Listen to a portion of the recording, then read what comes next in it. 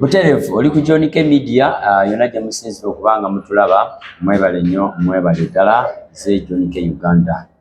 Twebaza nnyo abagenda maaso n'okubanga musubscribinga musharinga mukomentinga kyemukola kyekisinga. Olunaku olwaleero nina mukulu Bobex Promotions n'akajja juzi nno nomanye n'erinnya ly'ettuufu walizoddewa Uganda lwe twagenderye guli Yesu lwe twakoma okubeera nga tutubeerako lwe twagenda mu ggwanga mu kyewa twakoma okwerabaawo okimanyi lwero twali tuzzeemu okukuzi twasinkanako ekiro awo twaddamu ne tusinkana nze nzijukira olwakamiiri olwo lwagenda ggwanga mu gyero byali ne bitusala kale zaali nga 10 tetusobola dwerabira lunaku lwali tukiise enema kati kami ayinza oddwerabira naye fe tetusobola dwerabira kuba naffe twakola loosi mwana gwokuvembalo gwende Kampala malo nenga alagolgelusande bungi nenga Bobex ke tulina ku show naku olwaleero mukulu w'amaanyi alina n'omukutu ogwa fax Mbale ene tujja kwanatwega so kumbulizeko abantu tubeere nga tandikirawo amanya gange amatuufu bampita Magu Masiraji lule abasinga mumanyi nga Bobex fans abo kati abasinga mumpita Bobex Pro leero navaayo kati mpita Bobex kati okozesa fax Mbale City kye kyagwa ku YouTube channel yaffe ya Bobex Promotions abayeekera banjeekera simanyi kye kyatuukawo n'abayeekera banjeekera tomanyi abantu beno ng'abaffe abagisu kuvaayo n'akantu akalungi balina engeri gye bakuyeekeramu kati nze navuga nnyo awo Bobex Promotions awo abayimbi ne kale sijja kugamba abayimbi ne simanyi mutuufu yennyini yanjeekera by then nali nagula gundi notification za YouTube yange ne email ne bazijjako nga nazijjako kati saaba reporting nga sikola ki nga tomanyi nga sibimanyi nga basindika message nenga bwe nga sitegeera kati mba ndi awo nteekayo ka YouTube nga njagala kuteekayo ka video kange nga ndaba channel yange teriiko tenzikiriza nendowooza oba network problem nenkawaamu obudde bali awo nengendako mu cafe endaba nga ogenda osearchinga video zange enkadde nga siziraba awo nemmanya kaweddemu kati mba ngenda okukebera ku email yange nga ziripooti ziryoko banda bulalabula abe tobifaako nga simanyi nakubimanya naye okuripoti nga kiva ku kyo olina video zatekangayo ate zirina buzibu ki wokola gundi zirina obuzibu ziwemula it was the similar thing so reporting abo bantu baffe bano abatusurroundinga so bantu abatusurroundinga abo balaba nga olina gy'ogenda they have to make sure they stop you bakulabe ng'osiraanya basanyuke kati kyemanyi baasanyuka abalaba abamu banduula nemmanya katonda oyo yakyeka yali ya reporting abamu banduula naye ntizoke nomala n'ogulawo endala nenzigulawo endala ate naye oba ripoti ja keeping on tugulagulawo eri yali etambula tugulagulawo kubanga kati sikyababeeramu nnyo abantu abo kimanyi okubuuza ennaku zino tokyakola nnyo nga lulibo amaanyi gakendera bagasala twagagumira kale yeyo Bobex gwe tulina olunaku lwaleero njagala tutandikire wano omuntu atamanyi Bobex ng'akulabye omulundi gwe ogusooka kyemanyi abantu abasinga bakumanyi naddala mu entertainment waneno mu Mbale City bamanyi linnya naye tebamanyi face abasinga anti weekweka nnyo kamera era nalwanyina nenga leero bukyanga obeera oteeka banno mu kamera gwe ng'obeera mabega era ogibeeremuko tandikira Bobex yani Bobex nvudde wala Bobex ndi mu Masaba Bobex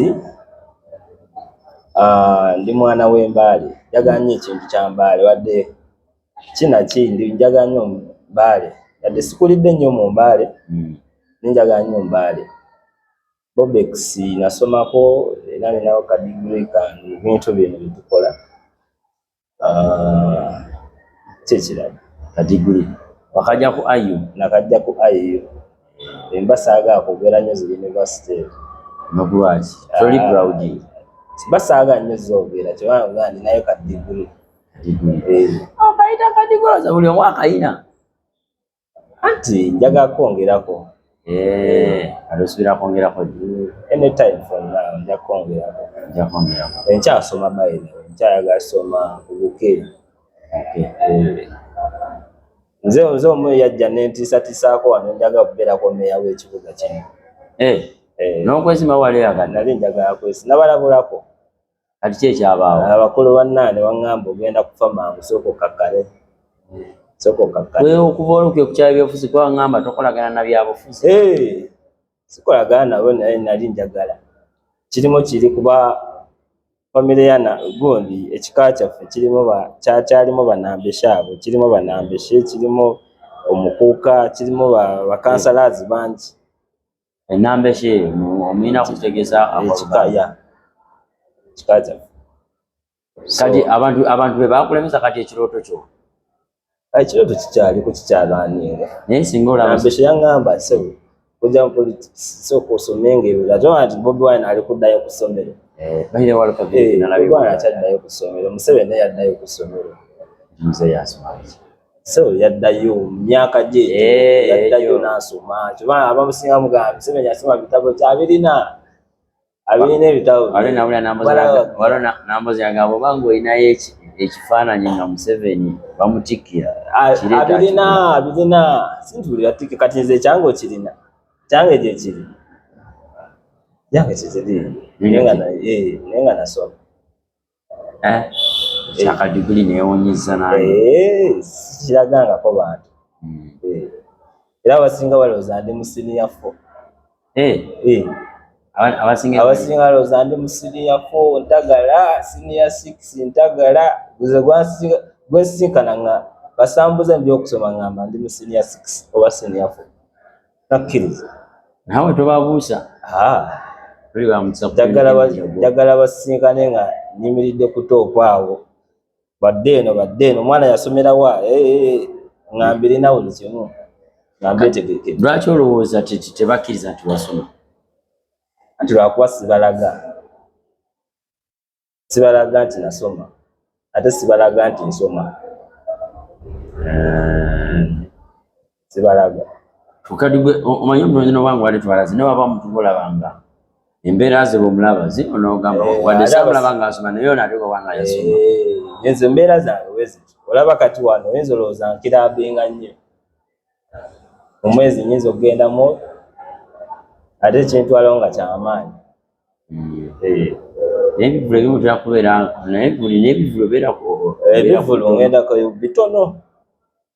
Nate mbitegeera nnyo okusinga n'ababiwaddemu. Obeerayoko ne bambekabo. Jonica Media. Jo.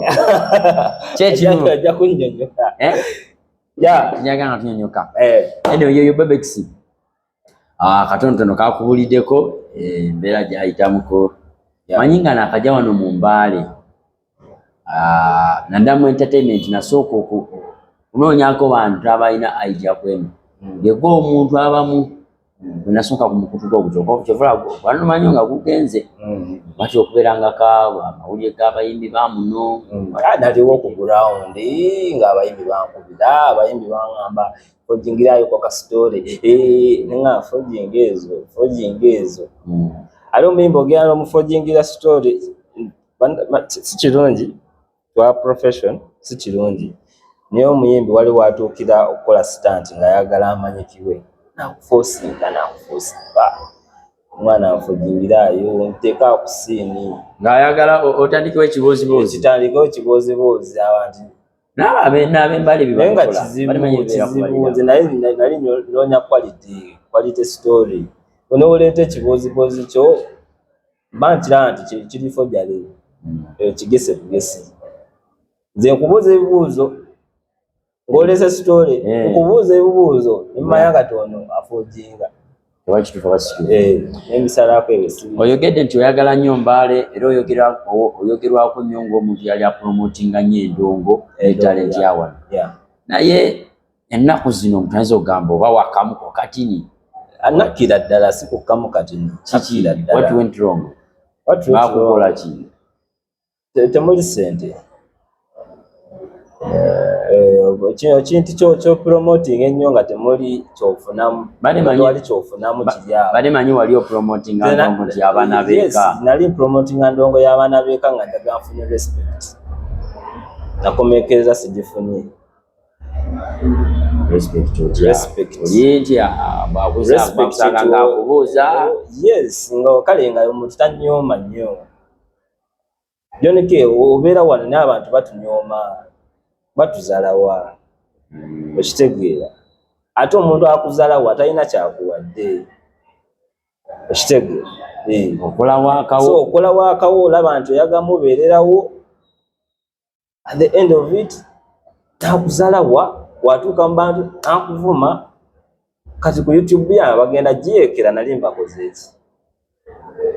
Ababuzi bava ku YouTube. Si ku YouTube. Simanyi. Muntu afuna ofunye futwa. Toli muyimbi, toli ki. Balabula birinnya ly'okuvuga. Kaya yegeyita katya mu industry. Who are in the industry? Lwaki abatakuyeke? Nakakasa nti olina amaanyi twagenda ku ggwanga mugye. Awali omwana gwakozesanga mu kisooka nga tonafuna katono omuwala. Naye yakwogerako birungi byereere. Mukulu Derek we wamugjawa. Derek twesisankanayo ku ssomero eyo ku IUA. Derek namulabanga mu mujagujagu. Mujagujagu ali so sharp. Namulaba ne mugamba kulaba nali ku radio IUIFM. Nali ku radio so yali fresh kwabo ba fresh. Ate nze yali president wa banamawulire ku Bondi ku IUI. Kati nga ndabamu abanamawulire abasobola kikola nga tubateekerawo emikono kukola kuki radio okola stories okola PR mu office ya PR ku IU. So nga nzija abamu ngamba babula naye abamu bobuulirako amagezi no sharinga nabo ideas. Olaba ngono aliza kitanzi tabitwala nga kintu kikulu. So kati Derek we namusinkana ne mugambako bugambo butonotono yabitwala nga bintu bikulu. Gwamugambako katono. Yena abitwalira nga biri serious. Era Derek n'abiteekangamu amaanyi nga lukya ansonguwa biki nyambako kino stories bazikola batya ku approaching omuntu okikola otya okitegeera. Ni mugamba akola kino na kino na kino. Obeera farm no emya amaaso g'omuntu n'omubuuza kitegeera tutya office z'abantu oli munamawulire fe tugenda everywhere. Oba twagasinkana president tusobola musinkana. So Derek yanyangulira nnyo era n'afuuka nnyo best friend wange. Ate si Derek yekka mulimu abalala. Kati nga ebibeera magero nga tunatuuka muleeta ku YouTube channel yo. Nga sinaba. Enze yamugamba nti ndi mwana radio nnungi ya. Ne radio tebakulaba ate guyagala bakulabe. Okitegeera. Nga yeeyita nnyo General Sanogo yalina erinnya General Sanogo. Bayaga nnyo nabikira ku TV ne mugamba okay. Mulaba nayo kagundi kange jangu. Nali nkozesa then nalina abantu bangi nalikola nabo. Abamu bagenda mu magye. Lwasana ne bagenda mu magye. Ne Eva basiba bankubira kasimu ne bansanyukira kuba kati mu magye gye bagenda bakola mu communications sector. Basiba bankubira nti man kyewankolera kiri kyerabira. Oganze nina abantu bange nange ningamba nina university yange. Abantu be nasomesa ebintu practically nga mu kirasi tebatubisomesezza ne babifunamu amakulu. Nange mbeera awo nembeera nga ndi proud ngamba yes agende eno tusiba tucommunicating. So Derek gyali mwana we mwagaliza birungi byereere akikuba basoka wawula ebigambo asooka ne bamwogera ebigambo ng'agenzeeyo yakusobola basooka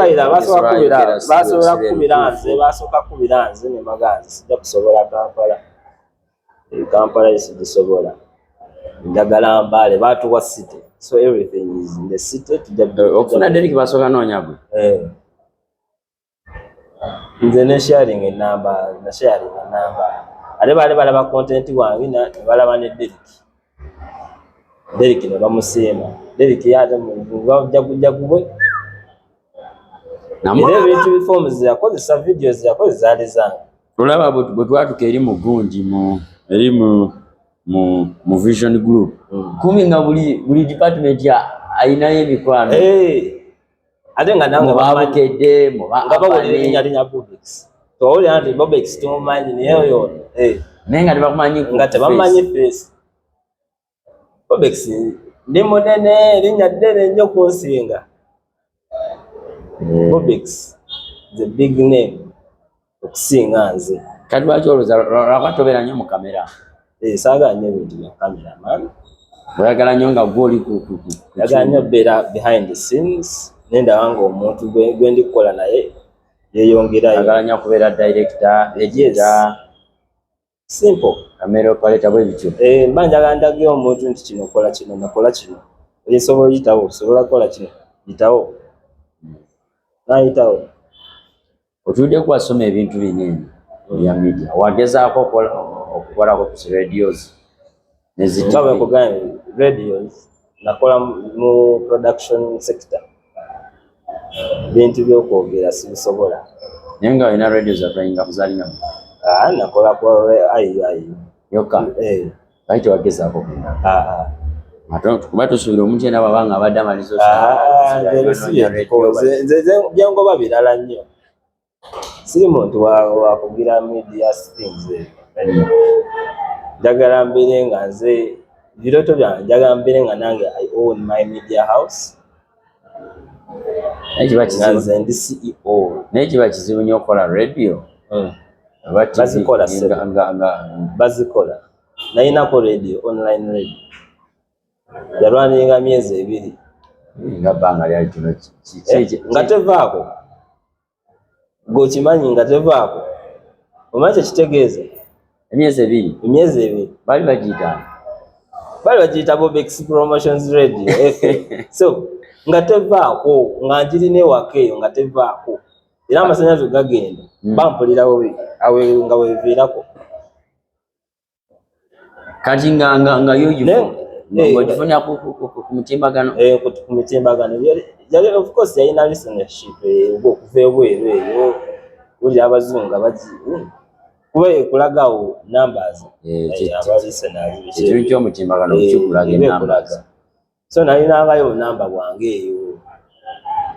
Kati ki ekyagireetera okugira nalozinga moral ate ebyanfuna okuba bize bingi ne PC gyali ekozesa naye ne bagibba. Olabye nnyo namba. Afuka singe ku TV ate TV nengireeta online TV. Abayani ne banjekera ne ngamba nedda. Kati ale ku kya online TV nja kufaana omuntu. Nja kufaana omuntu. Kankole facts ne Mbale City. Kati facts ne Mbale City eno kubeera nga toli nnyo active. Kiki ennyo kubanga oba gwe weekola weeyagalidde? Nze nkola bwenjagalidde ate n'ekirala n'omuntu gwe nkola naye muwa obudde naye alina ebyokukola. Kati ogwo so kati wetuba free tuba nga tuli mu good moods tujjayo ekintu nga kiri okay. Yes. Simple. Kati abantu tebabeera kati saawa zino tetufamu tunoonya waati tunoonya gundi tukola bwe twagalidde abatwagala ne mutwagala abatatwagala ne mutuleka. Naye kati bafollowers bange bakimanyi ekyo. Tukwata mpola. Lwotadde lwe balaba. Napapa nnyo nenfunamu ebizibu by'okuluzinga accounts zange. Kati ngenda mpola. Kandabe gye naatuuka. Kuba Abaganda bagamba mukwata mpola atuuka zikawala. Mukwata mpola atuuka wala. Yes. Kati ate no Lizi wamugya wanga Derek amaze okutuuka. Lizi na Isaiah Destiny yamondedde n'angamba because nalina awo omuwala omulala gwe nali nkola naye ku street store baali bamuyita Shamimu akola ku BC. Shamimu kyakola naye ne lwakuba kati naye emirimu gyamukwata nesibo nemulekamu mugaa nti okay genda ku mirimu gyo gira emirala egikusasuza ssente ennungi ezo kubanze nalimba wako just transport allowance owoka naye kati giri egikusobobbire kuba ezisaawo gyegiri, so focus on that. Onene nimbanga ntemako mpola mpola. She's there, she's around. Anytime mwagala yasokola naye ninamulekamu. Lizzy Isaiah Destiny ya contacting anagamba nina omuwala wange wano ayaganye ebintu bya TV ebyo. Because yali akolanga bwa MC. Baada yali tanabatandika bya MC. Yali abirota bulosi. Njagala beera MC. So when I contacted her, ngaja tukole. Nemuamwawo ka interview kampola mpola niranga akachingirawo nemu directing abantu butono nnyo. Nindabanga naye akwatirawo there and then. Niranga ali perfect. Kuba ainamu challenges entono nnyo ne tugenda tuzirongosa mpola. So Isaiah Destiny yamondeete. Kachitegeeza chezo omukutu gwe gwa mutuna n'omutu n'okubeera nga avugana ne MC. Kati bwe yakola the first video ne trending, the second video ne demo trending, the third video n'atandika okwerangira MC. Tuba tujyawo nga posters atandise okuluma. Ngamba why not? You are there to go. You have to go. Isikwatako nenemerera nedda. Alaba nnyo mu bivulu ne ku mipiira siyabo kati n'omupiira akaguwagira. Yo, wakati nze omupiira kyannemesezza okuwagira omupiira sigumanyi. Sigumanyi. Toyina ekintu ky'ogamba nti oba owagire. Sirinayo omupiira gwemanyi. N'ebibalokolo waati sirina. N'esimabi Arsenal yammwe sibimanyi. Gwetegeera ndongo? Tegeera ndongo. Endongo endi wano. Ebyobufuzi kyaka nabyo olabika wali ebyobufuzi bitegeera mu konso wabbiwuliriza ne mbitegeera netegeera game ebiremu. Niyo bibiri ddate. Yesaagala ddi papiira. Ebyobufuzi bibiri ddate. Ebyo byetaaga nga obuzaayo emyaka mitono nnyo n'olaba nga abaana bakuze. Kati kino kikyamanja. Olyoka obiyingiramu. Awo n'ofa n'ofiirayo eyo. Omanyi kati legacy kyekibuuzaayo kyokka. Naye obanga okyali nganze akaana kali kati kiki ennyo. Oyogedde nti otegeera endongo ate waneno mu mbaala oluddewo nnyo. Yebuvuddeko waliwo ekirisiti ekyafuna kiraga abayimbi na buli omu ssente ze zasobola okuba ng'afuna mulimu ab'emitwalo 5, 10, ab'obwereere, aba transport bwe bityo kansubira kirabakoko. Kati gwe ngaludde mu ndongo abayimbi b'embaale kulaba ssente meka ze bajjaamu ezo baabawaza ezo baabalimba. Eyakola lisiti oyo mumanyi yajasi yazuukuka buzuukusi naye n'akola ng'ayagala trendinga. Yali serious. Of course yakola lisiti tasasulangako na muyimbi yenna. Kyali kigendwa ki yali promoter? Yes, kyali kitrendinga mu Kampala. Kampala just kyali kitrendinga oli naye n'akikwata n'akissa mu baawa. Kuba kituufu Ameri Babaji nabo baali batabuse n'abayimbi. Yali just trend etandikira eri. Nejja neryoka ejja ne mu regions naye. Ekigendwa ki ye yabukira kyali kiriko. Naye yakibukira naye tasasulangako na mutabukinga akola muyimbi ya doomu just ya estimating out of the blue na naming abantu bamanyi nga ye nekimukolera kyamukolera nga ye twamwera ne mwerabira yakikola bwe kyamujjukira zisamutegeera bulembuza amutegeera nti tumumanyi nze mumanyi twamwerabira kintu kyaggwako naye yaddeba nakyo. Naye kati ensasula y'abayimbi abayimbi b'Ambaale bazze bakuze abantu kaŋŋambe abaasasula obulungi mu ndongo y'Embaale abagifunamu obulungi ab'akadongo kamu basasulwako obulungi abaasasulwako paka nakati bakyasasulwako obulungi okusingako bano nga baani akalimu mu Mbale bakabaka b'akadongo kamu Idi Masaba. Oyo kaŋŋambe he was one of the most paid musician in Bugis region. Ng'agikubye. Litwaliko eri kusimaka yali aweze edonga agifunyemu ebirungi bingi. Yaweza myaka emeka? Litwali eri kusimaka yali aweza myaka 3. Ate yazimbe agifunyemu ebirungi bingi nerakubadde agifunyemu ebizibu bingi mutuuse nomuzalawa naye edongo emubeereddewo nnyo. abaana bange emubeereddewo nnyo. Oba oyagala kakasa maanyi ga Idi Masaba fulumako ebweru wa Uganda.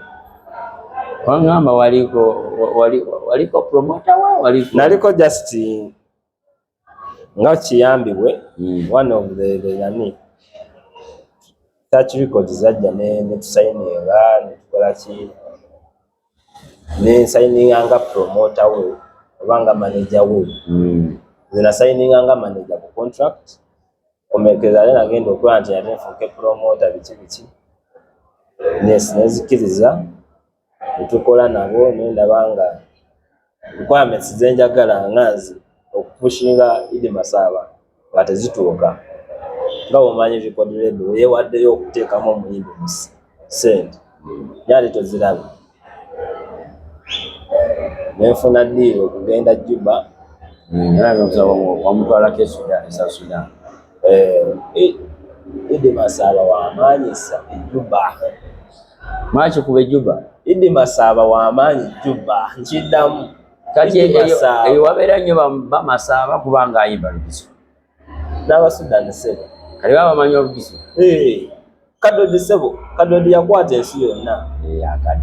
Akadodi era ne Nigeria bakakozesa. Diamond Platinum yakakubako akadodi ko kakuba. Tanzania kakuba, Kenya kakuba.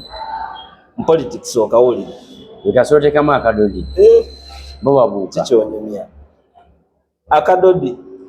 Eyo general ekyasinze okuba eyakabi ebintu ebitunda buliso bambaali outside kadodi n'ekigambo eky'embalu oyogera ebintu bamanya eyo mugiso. Idi Masaba respect man twagenda Juba ne batwanirizanga abagamba ate kolo twalina show nga today is Idi Masaba nkera Diamond Platinum nga ya performing. So no drivers of that singanako nezaguo ne Diamond Platinum n'ebiseera bye yali w'amaanyi. Diamond Platinum yabadde ate wamaanyi nnyo etwagendere. Mani ebyonyumya ebyo byadda nnyo. 2001 kati tunagenda mu COVID 2021 kyakatandika mu New Year 2021 2019 2021 tunagenda mu COVID 2019 nga tugenda muki twaperforminga ku Happy New Year.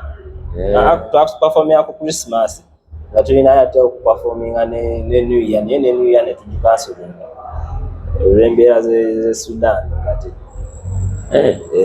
twafunayo ku challenges awo. Wakyabeerayo ebyo betuli abayeekera abanaganeza nga sadda singa sadda nabaga bamanyi n'okukwata empya bannayuganda oli buli musirikale general alina amateeka gage kati bw'otagagenderako osigalayo. Ejjube yantu bagenda bakuba nnyo embogo bafuna nnyo ssente azaggwayo tebakulimba kyawulirayo nti abagenda Juba bakyali baggwayo oba bintu byantalotalo byantalo ate ne ssente zakka wansi zalowinga vali tekyali ne vali yazo yakendera nti dollars bazi kati bali mu pounds. Oyinza ofuna ekikutyawo ekiri nenga ffe twafuna bucket 3 eza ssente. Okimanyi abayi bagenda nnyo eguni ne beekuza efaananyi nga bebase mu ssente anti ffe twavaayo ne bucket ez'essente niyo obusente bwe twakola exchange bwatumalamu amaanyi. Ebwe mwagenda ozuza musaayi oba batubba bubbi nesimanyi bwe kiri kirabika oba batubba bubbi naye tetukalculatinga ng'obusente bwa chat mwagenda ozuza tunaatufaaki bucket zino eza gundi zino ziba paintinga zino eza bucket zino eza paint zino eno nejjula ne baleeta ne bajjula eno nejjula kino tugikuba ne tugimala kati era muzivungiseeyo bamujja nazo tugifungizaawo ku boda ne tugikuba exchange n'ogamba twavaamu nabo ssente 25,000 ssente butono nnyo nga bo baatubba nabulekera muzeeyi. Idi Masaba akubye endongo wano. Nabulekera muzeeyi. Wetwali awo ssebo waliwo ne video gye baalookinga awo ssebo ng'akwalata video ng'olaba ekifaananyi kiriya. Nze kati navaayo, nze yasooka ovaayo mu Search Records. Era bwe balinga okujja ki ekyagira buli ne Search Records. Kati nalaba nga bammenya. Bamwatandikawo ne studio eyo wansi. Ye ekyaliwo. Simanyi bigifaako kati. I'm not under there. Simanyi. Yeyo Search Records. Nalekayo muzeeyi naye nga naye tali bulungi kibyawo. Neno gyali, kyemanyi gyali. Search Records eyina akakwate ne simanyi gye bifaako. Neki? Search Gardens. Search Gardens ndala nnyo kweno. Kati byajja bitya amanya ne gakola ite? Bye bamanyi bakama baabwe bamanyi. Simanyi kigifaako. Tunoonyerezaako. Simanyi kigifaako. Naginoonyerezaako nga mwendi mu system. Niwe navaamu, I don't know. Simanyi oba etambula etya oba eri etya oba bajja batya simanyi. I don't want to know about that. Kyemmanyi Idi Masanze navaayo nga mukoleddeyo aka project kamu.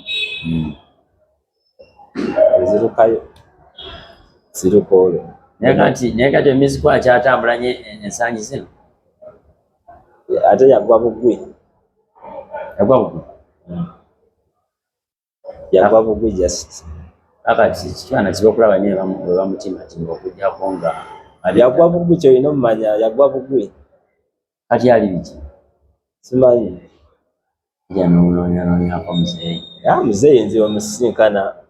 Weebuuza bulungi naye nga simanyi. Asembayo mulaba oba yalimu etanja. Manyi etanja bwe bafuna batera okuleeta abayizi baabwe. Mu night. Nalabye negundi eri agiyita Fiesta Lodge sadize malugo eyo. Idi Masaba akuba obuntu bwe akuba shows. Idi Masaba akuba shows. Out of Mbale akuba. So fane naye omusibira mu keji yabikubiko bino afira ddala. Kale okyali ku Johnny Media tuli ne Bobex. Amanye endongo y'Embale era kyayogera. Kitwale mutima mu bulungi. Anza okupanga adde akyogere nekitakusanyusa n'ekyomanya kyekiki kyekituufu. Essaawa enani kulaba akwatidde omumuli ku ndongo y'Embale. Ku ndongo y'Embale. Nti ono bw'oyogera erinnya lye nti olaba nga yoyine Kampala nga kyokanga kyekyo. Waliwo engombo abaana bamuno gye bakozesa ennyo. Rumors about the world. Akaaliwo okuva dda naye kati ani yakaleeta? Akaaliwo okuva dda abawagizi baakaleeta. Nina abayimbi bangi nnyo bakeeripako. Anti bakeeripako lwakuba nti waliyo omu asinze okukatutumusa nga bujja agenda akwogera. Asinze okukakozesa ennyo mu nnyimba ze. Kati ko tumumanyidde kwako nti asinze okukatunda. Naye abasigadde bakoogera bwogezi without putting it in the song. Kati lwakuba Titus agizeeyo oba yali ku ddaala lyawe waggulu okusinga ddala ki? Ayinza okuba nga waliwo baasingako. Of course buli omu alina gwasingirako munne. Kyasinzaako munne. Kati tudde ku kiri ekibuuzo. Ani akwatidde gwolaba essaawa eno? Kati kati essaawa zino but atrending era naawe omulabulabi Titus vibes lwakuba afubyeko lwakuba abasinga mulina bad mind mbu simanya akozeseza ssente simanya ki. Nangi baninga nti boga nti asinga gwoloza ki? Mukole ssente muteeke mu bintu byammwe. Stop ngoba olaba oli akusinzeeko lwa ssente naawe okola nnyo ofune ssente ogatteko. Osuubira nti ssente esobola okuteeka music waggulu? Ssente essaawa zino ssente n'oba ne talenti yenkana biki. Tulaba abayimbi abasinga nga balina talenti naye oba nga tolina kintu kidogo nayimbira wansi. Tulabye abaana ennaku zino agenda n'akuba akayimba ke bw'aba nga alina talenti n'akateeka ku TikTok n'ekatambuza. Ani akulimba? Kiro okulaba nga TVs bano. Ani bameka aba bakateekayo? Bameka? Tulabye nga basimaye ba Tom D, Alien Skin, abo bali Voice, Dr. Abo bonna baba bamugigi gwa TikTok. Chogamba kai basinga kati choga ali skin ayimba nyo. Ani kati sawa eno aliko au kwali kitugenda neka nazo kwata tande mwenye sente guwa mukisa ogatako ne sente guwa mukisa na sente nekisinga obwo ani kati nazo teka msere tukeze ngo mukisa si ani to wana na sente niwe kanganga uzeno mukisa go nokubaka yimba ne kiringa betting kintu game ene ringa betting zala mulimu abateekamu ssente nnyo naye nga talent zero. Mulimu abayimbi nnyo naye mane zero. Because tight fiber ekiyinza omuntu tumula ssente. Tight fiber just is a hard worker. Ate talent yonga. Talent tali nnyo talented nga okiwulira mu kye naye just naye ali just hard worker. Akola nnyo. Namulabako akola nnyo ate afata abannyo baba asinga okuyimba naye just mufate mulungi afata nnyo game eno agitegeera nti kino na kino ekintu kyeyingira akitegeera naye nze ngenza omulaba abadde avuddeyo kati nga mwe nga bamulaba eno wansi yayeefubako ate kiyinza kiki yakozesa ennyo okubeera ng'asukuma sente akyateekamu bayirawe sente atya mu video kwaba presenter promotion sente olaba oba ne company mulimu kali akantu kasekita kali marketing kati marketing mu office yo marketing ogitaddemu meka presenter yabawanga simanyi oba yabawanga naye nga marketing gwotaddemu meka omuyimbi ali eyo mu marketing business mu branding yo sente ozitaddemu meka mulimu abakoma just oteeka mu studio nalowooza nti agenda hitting ewa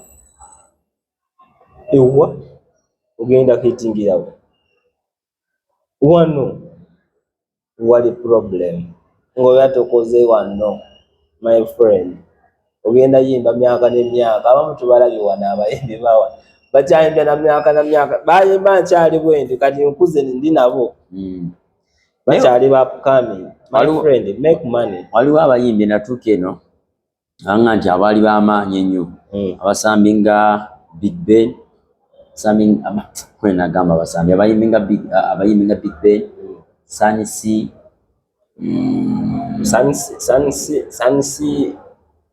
muyimbi mulungi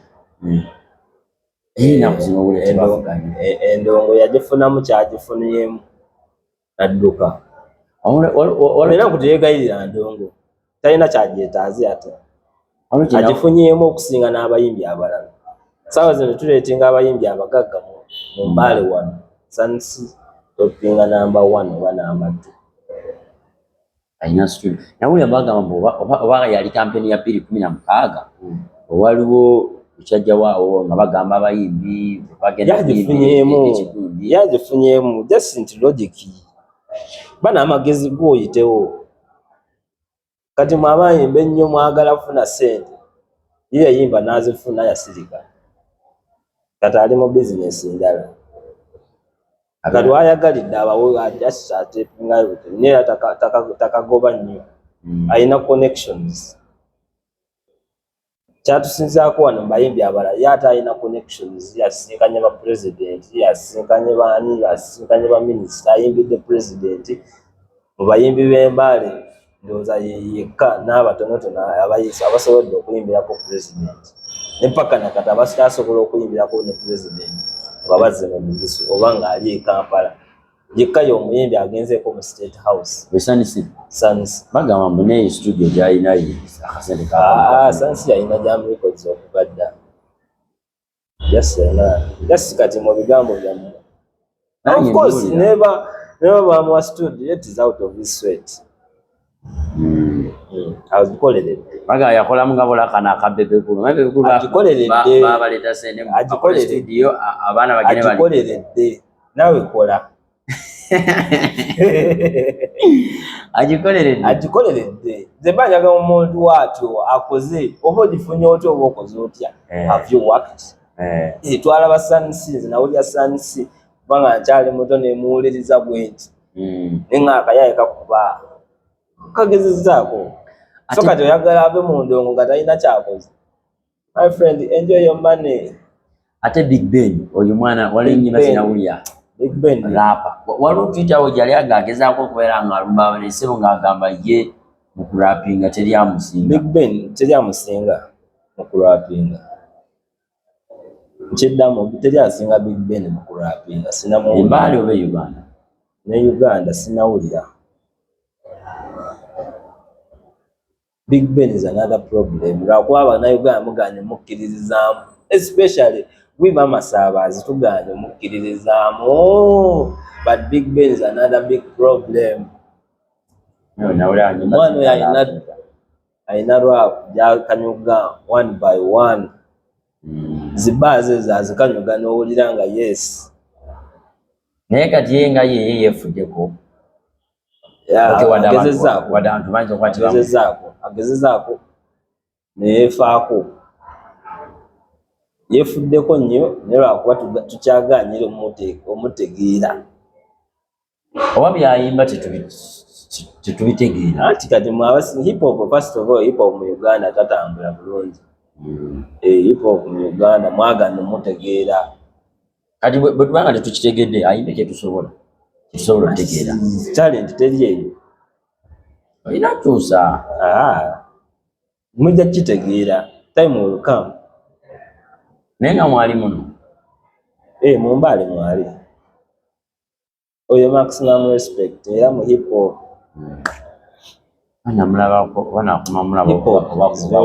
Era ringtone zange zonna zisinga zibeera mu Big Ben.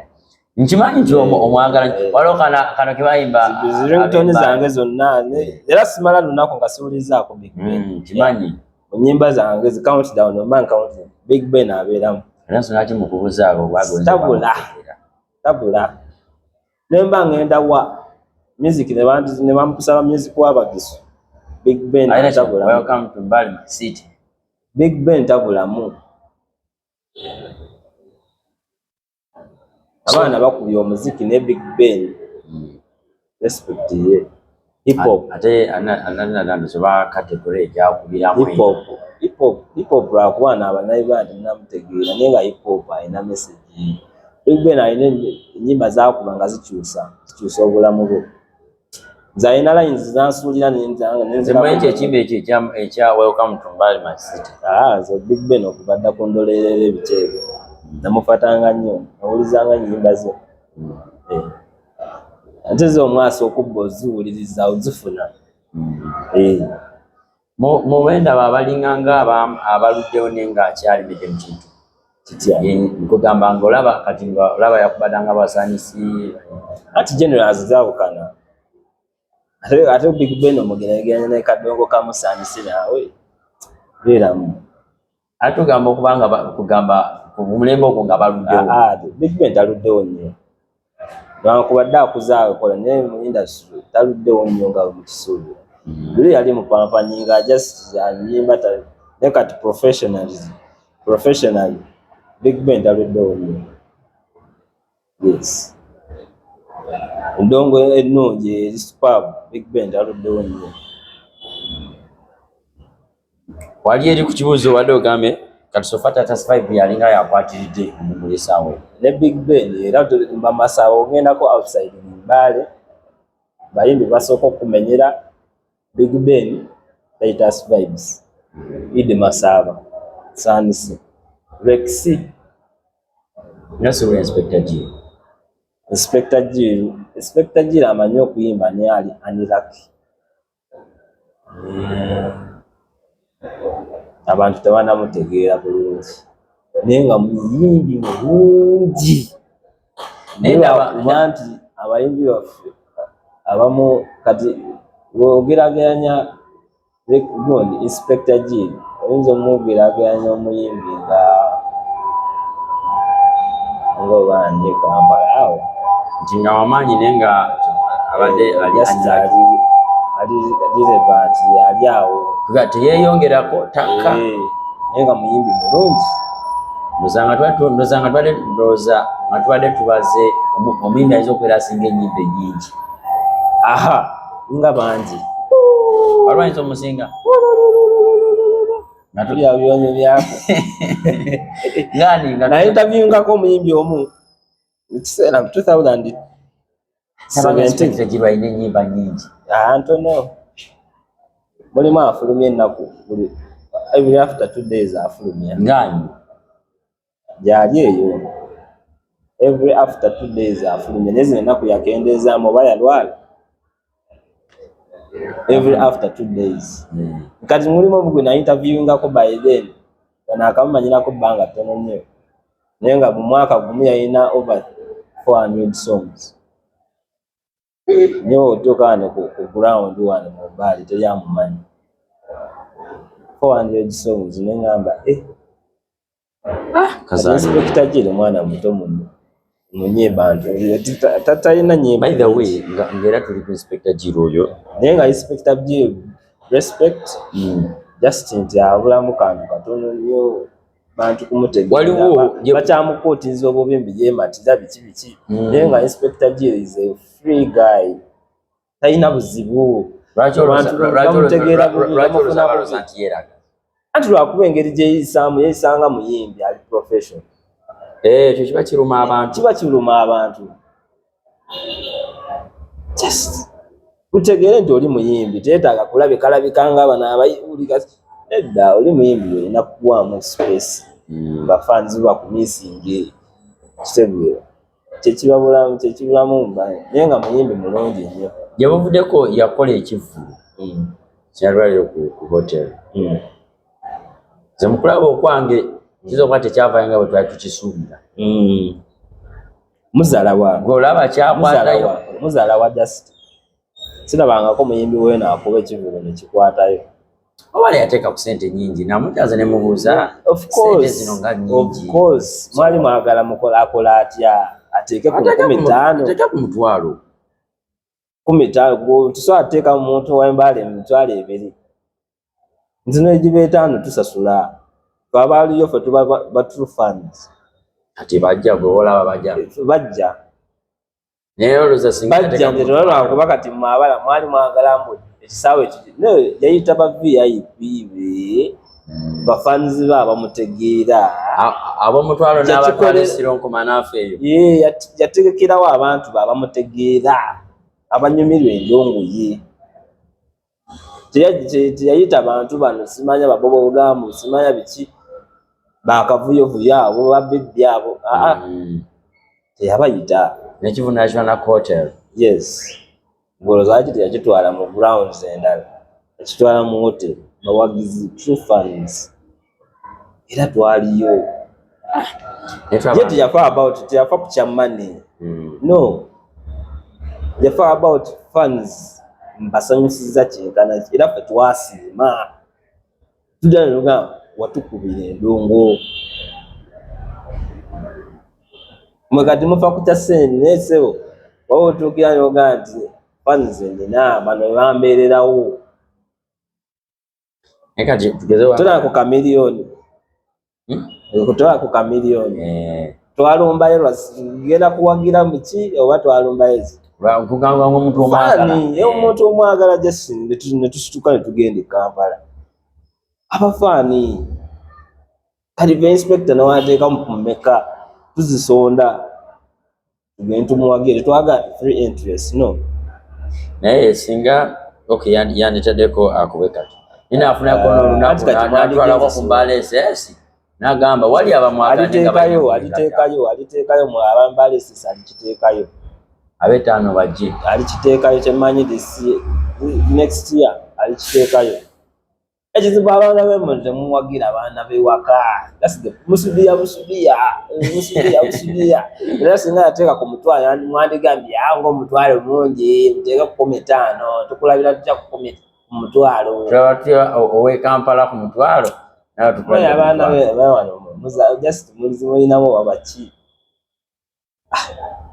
nina abafanzi be nayomba nabo ku WhatsApp group awo mujja musubiya bayimbi temubawagira just kiba mpisambi just muyigo wagira abantu with one love, especially abaana b'ewaka mubawagire. Nze nga mpagidde abaana bawano no matter disrespect abamu gye bampa naye kati tolaba wabawagira nga boga naye kati tulaba tuka ekiseera no giving up ate bagambye naviirako ddala sikyakikola nkikola. kitegeeza omuntu abaako kagalaga abo ne bwebagirira erikagafanaga kambate nedda tulina bawagira. naye kati golaba bo nga bo bataddewo embeera ereeta okubeera nga babawagira. Right now it is okay. They are being paid. Vibe we bayimba ku stage ola performance it is now okay. Audience ebeera okay. Bawagiza audience bemanyi oluyimba kugamba it is okay now. Ekisooka wakati tunakunyweza bulungi Kampala ekyatusinze wano kitumenye nnyo tetulina TV eriwo TV tetuzirina wano. naye Kampala gyeri nenga eri best kuba music wabeeno amawulire geeno amawulire anti kati Kampala muyimbi weeno kati okusitula music pa Kampala ate kati music weetaaga kukwata luyimba nti so olina kufata anti nza kugamba bataddewo embeera jjukira oba otwalayo oluyimba olina empapula z'osayininga badde kimanyi empapula eza copyright badde kimanyi nti olina empapula z'osayininga ng'omuntu. Abayimbi abasinga tebakimanyi balowooza nti ng'otwala butwaza oluyimba bajja dde okukubira. No, olina empapula zi forms z'osayininga copyright. kati be babinoonyezako ne babitegeera ne babimanya nti kyetagisa kino nekino abayimbi anti abamu kati bafala bansonyiwa okukyoge naye abamu bafala. kati kyemugambe bataddewo mbeera etuuka abantu kubeera nga bawagira kati singa ebibeera babigobera kwekiseera music ne bamutwala anti kati bwebagamba nabo babeera awo kwegamba ffenna kitwekubiramu abo tebataddewo nnyo mbeera obagamba ate bagamba tuli baavu ate kiki omuntu akukaabira obwavu n'ogamba wanze yakuleeta mu industry oba wajja mu industry teekamu ekisoboka ofunemu tewagambe kiri teekamu transport genda e Kampala okusinga ate okukuba ku masimu mwana mmwe bagondi temutuwagira mwana musabe request my friend request banazisaba nga ali copyright gondi tonazisayina tebakuba nnyimba zaffe copyright wasayininga employees zibaako copyright things ezo copyright Bobex olina emboozi nene nnyo baana balina ogiga simanyi oba ku radio zima mukuwako ku music kati olaba bamu forms balina andi kati radio bw'okolagana n'aba URSB be bakolagana be basoloza kyentegeeza omuyimba oleeta music nina copyright gundi zemusayini zimukkanya nazo agreements zimukkanya n'abayimbi oba nebata abawano tukuba bukubi olaba ne Kampala babamu si Kampala yokka ekimanyi nti ggulu etusinga northern and western Uganda batusinga kiba nti bo bafuna music waabwe okusinga ate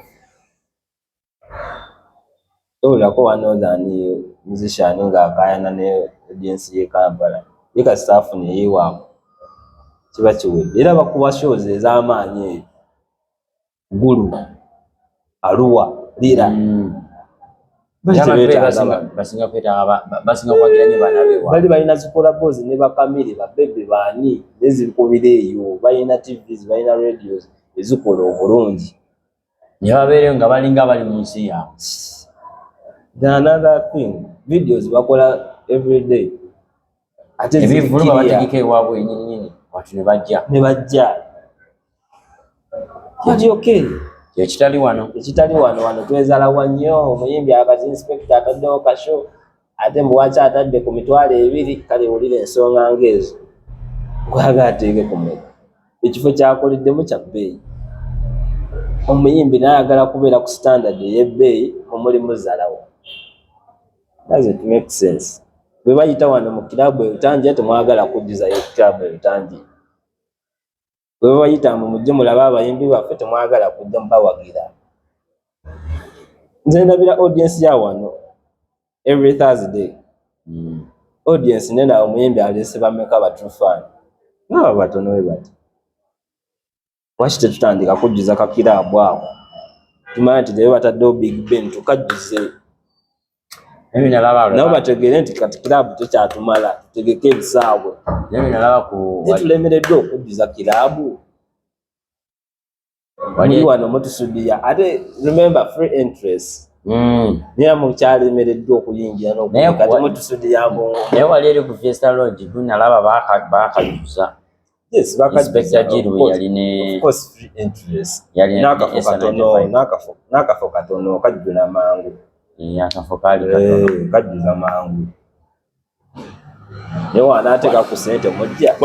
Waliwo ekintu kyenda baano ba promoter natuuka ekiseera ne baleeta abayimbi b'ekampani naye nga alina okuteerako ko n'abaana baabo. Ogenda okwega ng'omwana wa kuno bamutaddeko abamu tebaagala bawa ssente mbu babawa stage. Abalala bawa ssente tunalabako oba alabako ka video gundi ng'ayomba yali ani ono Frencha. Bagamba abaana b'embaale tebasukka 200 ng'ate akikola wa kuno. Kati bwe saga ya Frencha yali mutuufu ku side ye ate yali wrong side ya audience ngeri gye twamulabamu. Ekintu ekyo Frencha nga ye yandibadde ne manager amwogerera amuteeseza ku ssente. Nekiba kibinya ate ng'oyogene promoter ate mukkaanya ate bigaana okukola ate ojja boycotting ekivulu kye. It was a wrong procedure to use. Singa ya boycotting nga singa kati bogereziganya ne management eyiye kubanga tebayitawo ne bagaana performing. Ani baali bamutaddewo kyabika nga bagenda kumwasa. Anti ng'oba ssente zaali ntono kuba kujjako bujja. Buto performinga naye ate okusinga okuboycottinga talina maanyi awo tanatuusa kufuna maanyi ga boycottinga bifulu byawa. Talina tiimu Frencha neiza tebasateekawo embeera. Terina kazi yagisaawo kyekyaliwo kyo teyagenda mu maaso teyajjuza. Nakulaba impact tetulina giweze eyo. Kati fe tulina kugonda bugonzi tulabe nti engeri tukwasaganya tutya ne promoter wadde atuwaddeko akatonde next time sebo otongeramu kali erinnya ekitegeere. Ate alina kuba n'omwogezi yamwogerera ku ssente. Si French ate gendayo ne promoter ate muteese ssente. No, n'aba promoter yabanyoomera eyo smack eyo. Mayo omuntu nga naakunyooma alaba bulabi. How organized are you? Yalabanga bali disorganized. Tuli disorganized kyeba nti batunyooma. Yeno okuteeka lwaki tolaba Titus vibes wano ku buvulu bwawo omulabako nakoma kumulabako sitenimba yali fire ni site baba nawadde akasente akawerako nankubadde katono naye kaba kawerako okusinga kubaawa. Is organized. Tulabira kali ku Titus vibes ali tuteekamu embeera eyo okuba organized. Tuba nga tumenya ba top 3 Titus vibes abaligesawo. Kati Titus vibes omugeragera ne Bebe Cool. They are very organized. Bebe Cool atya nti nga ku ddala lya gundi. Yes. Ali mu kiti kya Bebe Cool. Omwanise nnyo. Balina embeera ze zimu kyengezaako kugera. They are organized. Bebe Cool ali organized bulungi. Oh my friend. Kikyonyumyamu. Banda bakyasinze okuba organized mu Uganda. Bebe Cool.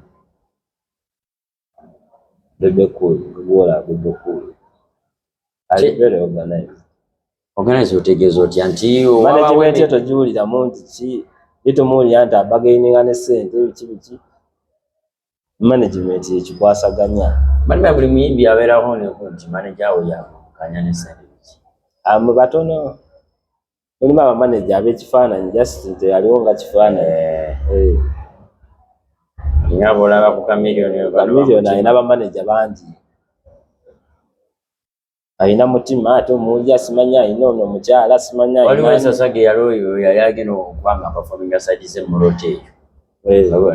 Oli bakwasa promoter yakwasa manager mulala. Ate manager oli n'atatuusa bubaka. Kale yabutuusa naye yabutuusa late. Ate ne requirements ze baasaba bano neziremerera. Ne bakyusamu tumukolere ennyonyi. Nti yali avaayo kweru. Kati ng'alina okujja agende okulaninga wano agenda bugenzi straight to Karamoja. Naye ne bano n'abasaba kati okutuuka eyo mangu mufunire ka agenti tuukeyo mangu obudde. Ekiremerera ofuna ate ennyonyi nakyo nga kiri expensive. Kale emboozi yo baabayo mpanvu nnyo naye akadde omusajja ke yampadde yadde ampadde essaawa emu yeewedde nja kuddamu nfuna yatudemu twogereko ku nsonga era endala byo binyo tetusobola kubyogera ntubimalayo. Industry ennene nyakatwe nga tufuna wakiriko omuti nga gumu mu bbanga nga gigi naddala ya wano eno bitambula kwasebe n'obuyambu n'okimanyi waliwo olutalo wali oguddewo n'abayimbi ba muno naye ebyo binaabeera bya lunaku lulala. Lutalo kyoba abo banzigulako olutalo just ntemba mu byange simple nene kati tebaba bamativu abamu baagala nti kyenkola mboogereko okitegeera ate nze sijja nkoogerako ŋŋaani oba onkoledde ki nze njogera ku bali abalina kye bakoze nimpoogerako ate ng'oba oli muyimbi nga lero toyagala bakwogereko kati gwe industry giveemu. Omuyimbi alina okwogerwako. Yes mubaamu abamu waki onjogeddeko mboononya relevance oyagala nawe tukutegeere. No, if you're a musician nga toyagala bakwogereko leave the industry. Dealing n'abantu abamanyi industry ekulidde kujoogerwako. Batupaaka abaabogerako, Michael Jackson abaabogerako. Who are you? Mwana w'embaala atamanyikiddwa adde nakatono rekadi audience ye ekyali mu 1%. Nze naawe akumanyi ne neighbor akwetoloddeyo akumanyi ate ne neighbor gw'obeera naye tamanyi nti oli muyimbi. Tamanyi nti oli muyimbi naye n'obeera awo ate waki onjogerako nkuyambe na buyambi. Nkuyambi buyambi nenkwogerako just katono bwendi. Naawe mbategeeni naawe oli muyimbi naani n'okaayana bayimbi b'embaale basobera batabula butabulira mutwe naye nga tubaagala nnyo bebaffe bagamba nti wali olugero lugamba simanya omufu awunya simanya biki nini mufu yakwata wunya kati ffe tujja bakwatamu mpola mpola ffe twagala mubeera abakabi bayimbi bano twagala mubeera abatabbu.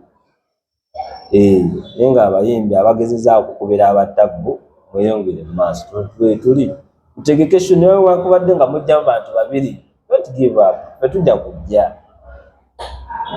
Era bawagira bakole nga inspector giri kyali amusa bakole ffe tujja kujja paka tutegeere nti yes baana bewaka batulemeddeko tubawagire naye munankoma okwetya bajja kumutuzala wa. Kale tweyanziza kale okyali ku John K Media mwebale nnyo mwe n'abadde batulaba emusinza tubeekwanga ebyenjawulo tubadde ne mu ku Bobex ng'agezaako okubeera nga atugayiragayiramuko ku ndongo ya wanene embali tujja kuddamu tufune ebbanga eritali lya wala era twongere okubeera nga tuwaya tubeebaza mwe n'abadde namusokanga musubscribinga okomentinga musharinga kyemukola kyekisinga paka olundi Mukama Katonda ayagadde mubeere bulungi mweraba.